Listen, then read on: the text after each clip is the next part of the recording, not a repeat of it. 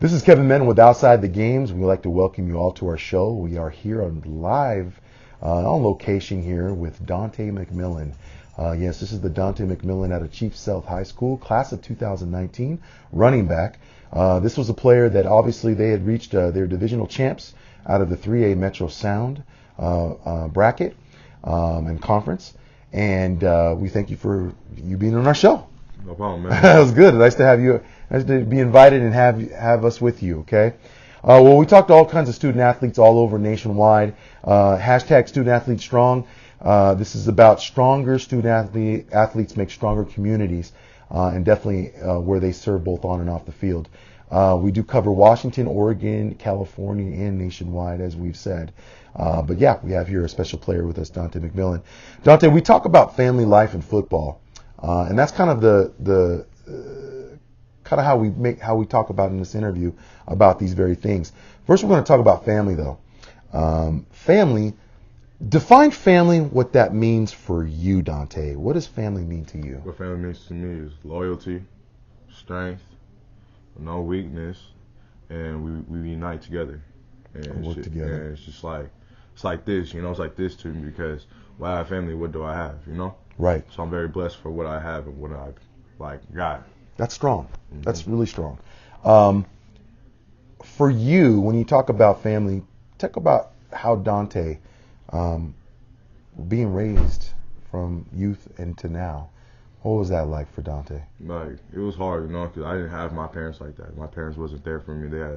My dad was in jail for all 13 years of my life. My mom was just not ready, Mm. But I still love them regardless because I'm a very strong person, so I can't let nothing get in the way of me for being successful. So I came a long way, man. I'm just glad that I'm here. So I'm a senior now. I'm graduating, and I can't wait to play on the next level. Right. Mm-hmm. Take me through, though. Let's get a little deeper with regards to you and how you handled that. I mean, because you would see other kids, they have mom and dad, or sometimes they just have mom and they don't have dad, or they have dad and they don't have mom. For you, it was like a double whammy in a sense of where you didn't have both. Was that hard, seeing other kids kind of have their parents in a sense? It was hard because but low key, well, not low key, but like a little bit. Like, I'm gonna say like this, like half the time I'd be happy because I'm glad, even though I don't know the person, Mm-hmm. I'm glad they have their family and their parents with Right. them, So I didn't have that. So at the same time, it is struggle, It is like frustrating to see that. But at the same time, I can't, like I said, I can't let nothing like that just like mess me up, I can't, like I said, I've been working hard, So you couldn't let that be something that would deter you on going a road that would be dangerous, or thinking that, oh, woe is me and it's terrible for me. You had to kind of really grow up really quick. Yeah, I matured early, and I'm just glad that it happened. So yeah, for you, that's good. So yeah. We talk a lot about mentorship, Dontae. Mentors are these individuals that help us through adversity and challenges. Mm-hmm. I mean, we go through different things in our life, high school, personal life, and all that. Kids, yeah, right. Take me through who your mentors are and why. Like, I like to give a big shout out to my coach. This is day one, so Coach Sweet. Okay. Reggie Jones, Coach Russian, Coach T-Rod. Those four right here. The only reason why I said it because I've been through a lot, like I said, and it's just like I just be getting in trouble a lot instead of be out here in the streets. I'm not supposed to, Sure. And I'm very glad that I met them in my life. I'm very glad that I have them in my life because they keep an eye on me. Because basically saying it's all about me, They want me to go to college. They want me to be successful. They want me to play football and all that because they can see all the hard work I put in, all the progress I did too. Right. So yeah, and I love them for that, and they love me for that. So yeah. So when you kind of got to know them, was there a little bit of a struggle to kind of get to know them, or was it an easy transition? It was an easy transition. Yeah. Literally, because when I first met them, because I'm an outgoing person. I love to meet new people. Sure. And I love to have that good relationship with them, Right. So yeah, it wasn't that hard of getting to know them. It was very easy. And for them, you could automatically see how much they cared. I mean, really, when you looked at it, you didn't have mom or dad, but you had a structure put in place. Mm-hmm. These ones looking out for you in that way. If it's being a student in the classroom, even off the field and on the football field, right? Mm-hmm. Yeah, that's big. Who else has been your mentor? Mentors. The most important mentor in my life is my grandma. She taught me how to be a man, taught me how to make my own good decisions, and just made me just, she's just helped me a lot. I really love her for that. I cry day and night for that because she's like my mom. She's like my real mom, Like, even, let's say if I get in trouble, she'll be there. She'll call me right away and just be like, oh, what'd you do, this and that, Just like, just like to check up on me. But like, I'm really blessed to have her. She's a blessing in my life, and I'm gonna do anything for her to make her proud. Yeah. And I'm glad that she's here with me. I mean, you look at your life as a child, and then now as you've grown up, it wasn't easy. I mean, there were some times that I'm sure she had some challenging times with you, but I think you look at it as a whole. Both of you value this relationship. She's more like my mom. She's like my mom's best friend. We're like this with each other. We'll talk about everything every time I come home. And she'll let you know if something's off, right? She'll have no qualms about that. She'll let you know, hey, no, this is how it is. This is what it needs to be. I'm gonna listen to her because she's telling me the right thing. Right, exactly. Now, you as a student at Chief Sealth, okay? Let's talk a little bit about that. For you, what do you like about school? What is something that school has been something that you've really liked about it? Like, I have friends, a lot of friends of mine, and it just when I go to Chief Sealth, I be very focused. I can't let no distractions get away with me. And I'm just glad that I have friends that support me because of that, and they want me to do better. So I just got really like a huge friend support. And every time I walk in that school, everybody just comes to see me. Everybody like, "Oh, it was good, Donnie. It was good, Dante." And I'm just very happy that happens. Because I'm just like, if I without football, what would I be? I always want to ask, I always want to think of that. Yeah, that's true. I feel like I would have. I'm not saying this, but I feel like I would have been a different person. That's true. Yeah. So it's all right. I think the thing is too is that because you realize you're more of a person than just a player. Tell me what school looks like for you. School is funny. School is funny to me. Classes and everything. Classes? Oh yeah, I'll be so focused in classes. You don't understand. Like when I walk in the classroom, I don't see no words. I just sit down in the front, I was gonna ask you, like a real student does and a real athlete do, and I just pay attention to the teacher, what the teacher says. How important do you think sitting in front of the classroom is for a student athlete? It's very important. If you want to get your grades up and get your assignments done, the best advice for you to sit in the front like a real student. What's an important quality for a teacher to get the most out of their students? What do you think is an important quality that they have to have? Paying attention, being very strategized. Like if you need the help, the teacher. If you need the help, you need the help. Raise your hand. Go. Just go. Ask some questions. Like ask them what this assignment is. And tell her what part you have to do in that assignment.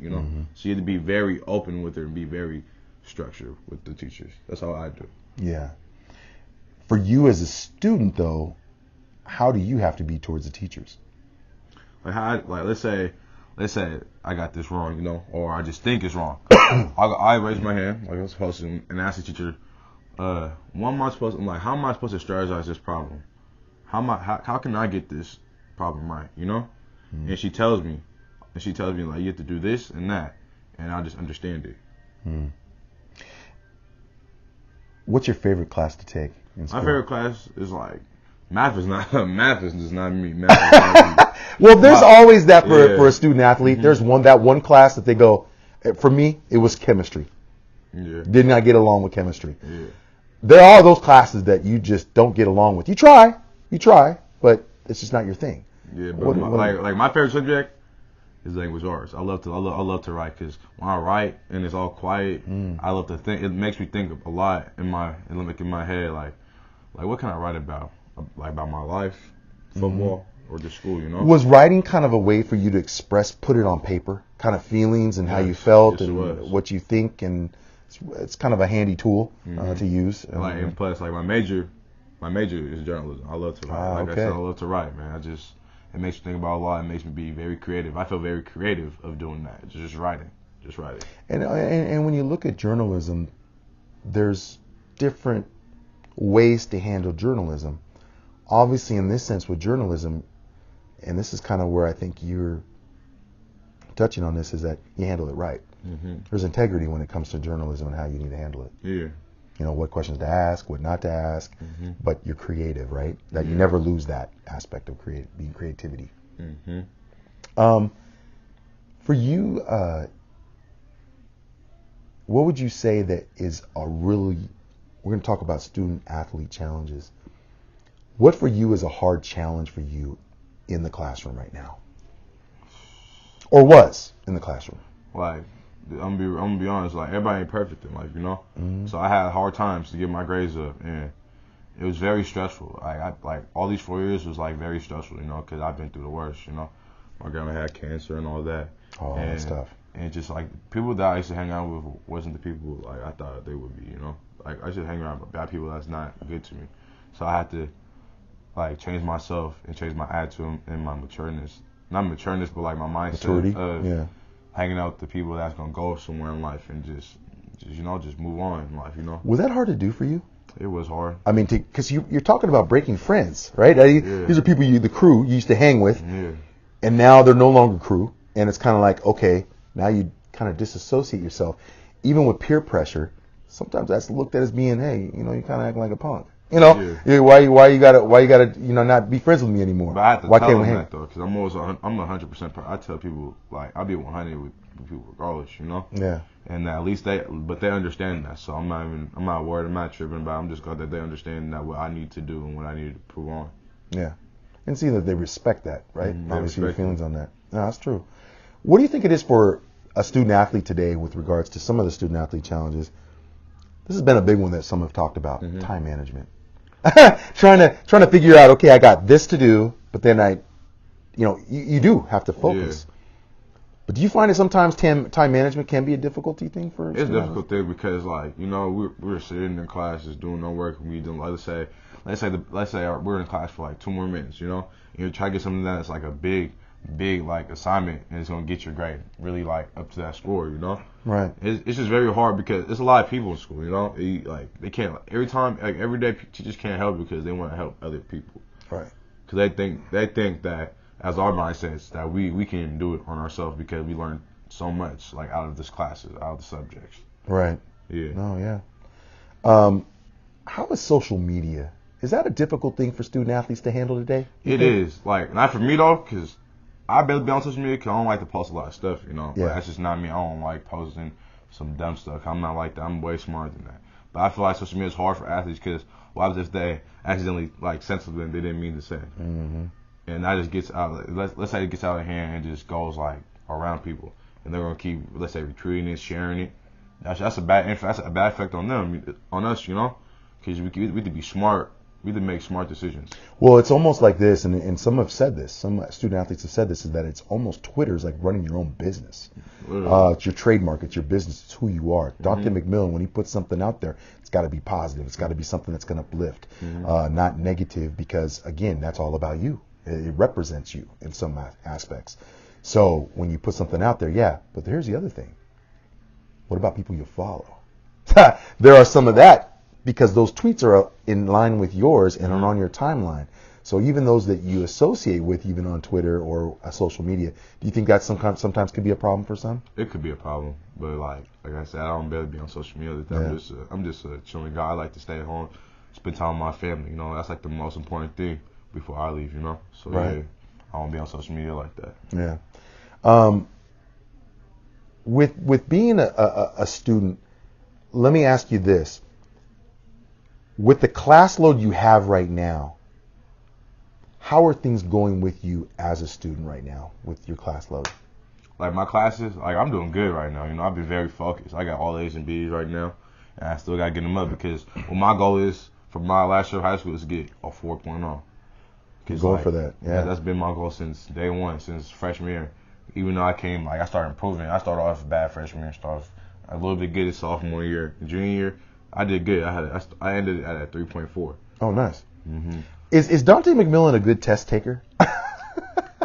Sometimes. It depends. Yeah. Like, it just depends what type of test it is. Is there a lot of prep that goes into that for you? There's a lot of prep because our teachers, they give us study guides. Oh, okay. They want us to put all our answers on it, and we just want to look at it, observe it, and review it to them. And it's easy. Well, if you're just joining us, we are here with Dontae McMillan, running back, class of 2019 from Chief Sealth High School. But yeah, we are talking about student athlete challenges. Do you find it also too the time, because everybody's allotted the same amount of time, right, to do things? How do you view your time that you are spending when it comes to some of the extracurricular activity that a student can do?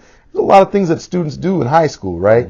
But how do you try to focus yourself to be able to handle those distractions and some of those things that maybe come into play? But I just ignore them, like, cause like stuff like that, it don't get you, you know, cause like to me, my mind is strong. That's the strongest part of me, cause like, I can't let people just talk about me and try to get in my head. So I'm just gonna let them talk just to talk. Right. So I'm just like it's gonna go one ear and out the other ear. Okay. Let's say that, yeah. Yeah. Now you've been at Chief Sealth now all 4 years, right? All 4 years. All 4 years. Wow. Being a senior, what does that feel like to you? What does it feel like to you? It's gotta it goes by fast, doesn't it? Mm-hmm. And now you're a senior. What are you thinking now? You know? It's like it's crazy, you know. It's just like it's my last year of high school. Like life is after that, you know. But I'm very like excited because I love to overcome challenges, you know. That's just me. That's just me. I'm a challenging person. I'm a hardworking person. Like it can be college, whatever it takes. All I know is that I'm glad that I'm graduating. I have a freaking degree. I'm good. Yeah. Like, I'm just straight good. But at the same time, it is shocking to be a senior because those 3 years did not feel like they felt like 3 weeks of high school. It didn't feel like no 3 years of high school. But, right. But like life goes by fast. Is there something that you can tell other student athletes, and let's just say from a student perspective, what's one thing that they should be doing? You know, say you got a person, and you could probably remember your freshman year, what that was like coming from middle school to you know, bigger hallways, classrooms. Where do I go to get my class? Where do I go to get this and that? Give something to a student athlete maybe is trying to go through that grind of a freshman, sophomore. What is one thing you think is important for them to think about? School first before anything. I'm gonna make an example. I'm not gonna make an example. This is how I am. This is my mindset in school. School comes first because if you got good grades, you're gonna play. But if you don't got good grades, how are you gonna play? How are you gonna be able to play each game? How are you gonna be able to like have that time after school, putting in the work in the gym, putting in the work on the field? Yeah. Like, how can you do that? Right. So what I'm saying is focus on school first, because school, while college coaches come to you, because they're gonna look at the grades first. That's the most important thing is grades. True, very true. And that's the first thing we'll look at. Well, we talked about the student side of Dontae McMillan. Let's talk a little bit about the football side of Dontae McMillan. Well, boy, it's been quite a year for Chief Sealth. We're talking like 60 plus years, I think it was, for not being successful as you were this year. Divisional champs, Metro Sound 3A. Tell me what this year was like, starting it out. Obviously, there's goals that the coaches set for you as a team. And sometimes throughout that transition time, it's trying to figure out who you are, what you're going to do, what impact are you going to make in the conference, that type of thing. Take me from game one and really the start of what became Chief Sealth football this year. Like, you'd be more specific.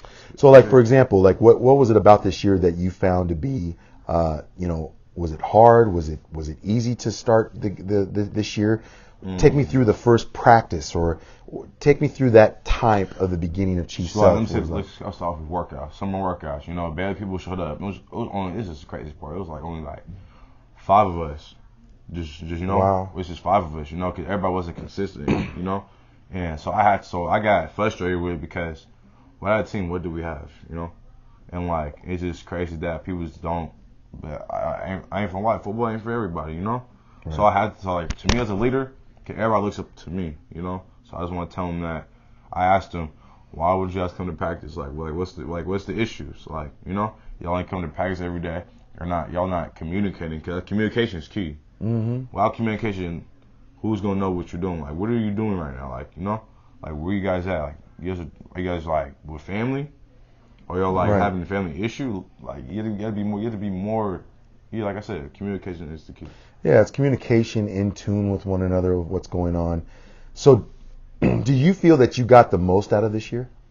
I did. I'm glad I ended up with 2019 yards, 43 touchdowns total, 2 pick sixes, and 2 punt return touchdowns. Wow, so he's playing offensive and defense on that, on both sides of the field.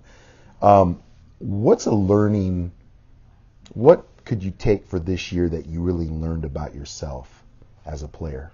Can you be more specific? So, what did you learn about you as a player this year? Were you more vocal this year? Were you more by example this year to your teammates? In what way did you make I think both, because every time before the game starts, I always give my team a game talk, pep talk. I always get them motivated. I always tell them that this is my last year. I want to start something new with you guys. Like, even though I don't know some of you guys, but just know that I'm your brother. I want you guys to do better too. Y'all like my little brother. I love y'all to death. Like, I have y'all backs. You got mine. Period. Yeah. Did you have a time during the season? Let's just say this: your offensive line. What did they mean for you this season? Are you getting through most of those yards without that offensive line? Well, I can't brag, but without line, how can you score all those touchdowns? But some of the time, some of the plays I had was by myself. But I like to thank them for what they did and all the hard work they put in. So I'm gonna give a big shout out to my linemen. Yeah. Because my line put in all the effort in to give me those yards, and I appreciate it. I love them to death too. So, yeah. What was your relationship with your quarterback this year that you guys had? Me and my guy Anthony are like this. We grew up with each other since middle school, so yeah, we had each other's backs. I always had his back. I ain't gonna let nobody just smack him. I'm gonna smack the dude before he smacks him. That's my guy. That's my quarterback. You protect him. Yeah. Right. For you though, what was the most disappointing of this year? The most disappointing thing, I was crying, but I'll smile on my face. I still feel humble. But the saddest thing is that we lost the division. Like, we didn't lose the division championship. We lost the first round playoffs. That's the worst. So you won your conference. Yeah. But getting to the playoffs, you lost in the first round. Yeah, it happened last year too. But the hardest part was we had to play the same team twice from the division championship. Oh my goodness. They put it out of a hat instead of Roosevelt, and it was just like. Again? Again. You could probably hear all the players go, again? What have your coaches meant for you throughout the season? Obviously, there were probably some points during the season where maybe the team was kind of disarray. They were a little off, and you would give them a pep talk and do that kind of stuff. What have your coaches meant for you and this team this year, providing some support for them? It was kind of rough, because for our coaches, I love my coaches and they did everything for us. So basically, they'll let's say if we made a bad play in the field, they'll be like, hey, come on, keep your head up, man. It's just how it is. It's competition, That's what I say. It's competition. We gotta keep going because the game ain't even over yet. It's still let's say it was 9 minutes on the clock or something like that, and we're losing by a good 10, 15 points. My coaches be telling the team that the game ain't over yet. It's still 10 minutes on that scoreboard, and we're almost up. So let's keep going. Let's keep doing as we're supposed to be doing. Let's keep up the good work. Yeah, don't let up. Don't get diverted in your thinking. Yeah. Not focused on the game, right? It was the main thing is that to focus on the game, keep yourself in the game, because teams can come back quick. They can turn things around really quick. But like I said, it's competition, man. Every game you're gonna play is gonna be competition. It's not gonna be easy. No, it's not. And the coaches know that. Yeah. Coaches know that. But that was the hardest. That was tough. Not being able to extend yourself this season in the playoffs and stuff, and then to see somebody else hold the state title. That's a tough one. Especially you're telling about both seasons in a row. It was kind of like that, right? Yeah. Yeah. But for me though, I really don't to me. I really don't care about state title, but I just like to play. I'm just a football player. I just want to go to college and just want to play ball all my life. Man. It's just football is really my passion. I love football. Without football, it would be anything for me. Yeah. I love to take my anger out on other people. I just love the sport. Yeah. It's just me. Now, let's talk about 7-on-7. Yeah, let's talk about 7-on-7 because 7-on-7 has something to do with the development of you, not only from coaching standpoint, but also skill level. Now, a lot of times teams don't like 7-on-7s, like high school teams. The coaches don't because They think that, oh, you're taking everything away that we've taught them and implementing something else. But some have felt that, well, I'm actually being able to work year-round, so I make sure to keep my skills going. I'm competing. So is that how you view 7-on-7 for you? Yes, it's like when 7-on-7 started, I was excited, because I like to show people why I'm good and why I'm ranked and why I need to be, Mm-hmm. I'm very glad I had Reggie. Shout out to Reggie Jones out there. Yeah. Reggie, and but yeah, man, I'm just like when I played for Air, it was very great. It had me really focused during school because Reggie, like I said, Reggie gives good prep talks, He also me and him always have conversations about what should I do about this or that, but he made me real focused, man. He made me turn into a real man. You know, we got to actually, our show, you got to interview Reggie Jones actually and get to know him a little bit more. He is that person that's been through, he played in the NFL. Mm-hmm. He's had that experience, but has also had experience on and off the field. So it's one of those things where you could probably come up and ask him anything, and he'd pretty much be able to give you some type of answer or direction, right? Yes, sir. That's true. What is a competition? Take me into Air football. And I've seen them compete, but you take me in. See how you grabbing me by the shoulder saying, Kev, come here. I want you to take a look at what we're about, what Air football is about. Talk a little bit about that program. What Air football is about it's straight competition, man. We just care about competing against the best and show why we are the best, and also the recruiting wise. Yeah, is very key, and I'm very blessed. I'm glad that some of my brothers on that team got offers, because they worked very hard for that, and they want that dream to come true, actually dream into reality. Like that dream is real, And I'm sure they're looking out for you too. I hope they are. those offers. I hope they are. What did you take one thing that you learned from 7-on-7 that helped you become a better player? What helped me become a better player is I play defense. It helped me read the offense, read the formations, and I got faster, I got stronger. I was good at reading how the player was. Ooh, okay. Yeah, I was just very reading offenses. Yeah. And reading how player would play in a certain way, or the routes, right? Yeah. And I got very good at it in my speed, but the most best thing about me is my speed. My speed really. Now, just like high school, you finish your senior year, so does 7-on-7. It kind of changes now that you're a senior and stuff. Because beforehand, you were like sophomore, junior, whatever, playing. Now you're competitive. Well, now as a senior, it's kind of like everything else is coming to a close. You're ready to go into that next chapter, right? I can't wait for the next chapter because I don't know why I say it, because I want to play against the best too. I'm gonna show them why I'm the best. There's gonna be sometimes there's gonna be that person that's gonna be better than me because hey, it's college. It's how it is. It's how it works. Yeah. You're playing against grown men who are just already got off high school too. So I'm glad I'm gonna be mentored by them and know the program way more and just be better. Get better, improve. And it's something to be said about especially the thing about these coaches is that they work with you. But then it's also teaching you something of being able to give back to somebody else, right? So it's kind of the same thing that, you go on 7-on-7, they teach you something. Hey, you go to one of your teammates or a coach or whatever. Hey, this is what I learned. This is probably help us out, right? And share that information. It's helpful, isn't it? It's helpful. It's very helpful. It's very helpful. So this year comes to a close, and you're wanting to finish out strong in the classroom. For you, what are you able to do to make yourself better as a student? Kind of mention some things. As a student and as a player, what are some things to make you better for that next level? I just say after school. First, my number one right now is to pass the ACT. So I've been after school doing 4 days a week. I'm going after school every time I go to ACT practicing basically. It's basically getting ready for the test. I go to the Landing Center after school every day. Just putting the work, sitting there for 2 hours, 3 hours. You want to crush that test, huh? I'm going to crush that because I hope I do, because without that test, it's just without that test, what I have to do after that? Right. Exactly. So like you said, for football wise, after school, when I see my team, I always ask them, I'm like, hey brothers, you just trying to go lift? They're like, yeah. When we go lift, we always put that work in. Squatting, benching, whatever we do, it's going to be something good.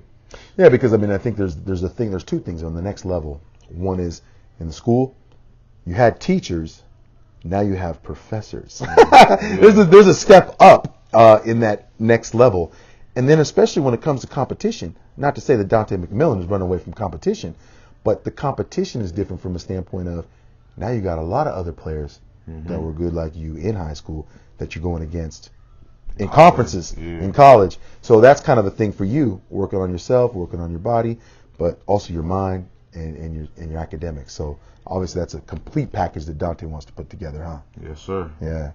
I'll tell you, this has been something that, outside the games talks to many student athletes. And again, this is just an example of that with Dante McMillan. We appreciate you having you on our show. And really, I'm very glad that you came here. Yeah, very much so. And be able to tell your story. You as a person and really the behind the scenes of what makes Dante McMillan the person and the player. Both of those, and especially for the next level, right? But we thank you for being on our show. But this is not it. We have this thing called the Quick Blitz, man. We get to know you a little bit more personally. Favorite food? My favorite food, like me, I like soul food. I'm a chicken greens type of guy. Okay, right on. I got kicked out food. It's very good and it's delicious. You can handle some good mac and cheese, right? Yeah, macaroni and cheese. Yeah, all that soul food. Favorite dessert? My favorite dessert, like I don't eat dessert like that, but it's peach cobbler. Oh yeah, with the ice cream on top. Oh, okay. With ice cream on top. Warm peach cobbler with ice cream on top. That's the that's the one right there. That's the one right there. Favorite cleat to wear?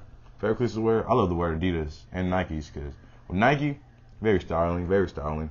Makes you feel like I'm that guy, Yeah. But Adidas, I love the brand because. So either one you take, it doesn't matter. Yeah, it don't matter. I'm still gonna do good in it, but Adidas is my favorite one because it's light on my feet. I can run 3 strike. Yeah, 3 strike. 3 strike.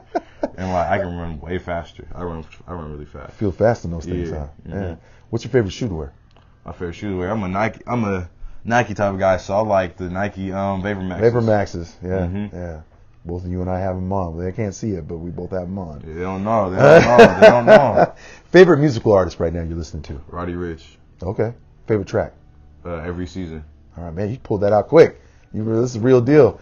PlayStation or Xbox, and why? I'm a PS4 type of guy because Xbox, nah, it's not the one. PS4 users are the one. Favorite game? No, Madden. Yeah, go with Madden. Yeah. What team are you playing with? I play anything, but I play with the Falcons. Okay, Atlanta. Where was the last movie you just saw?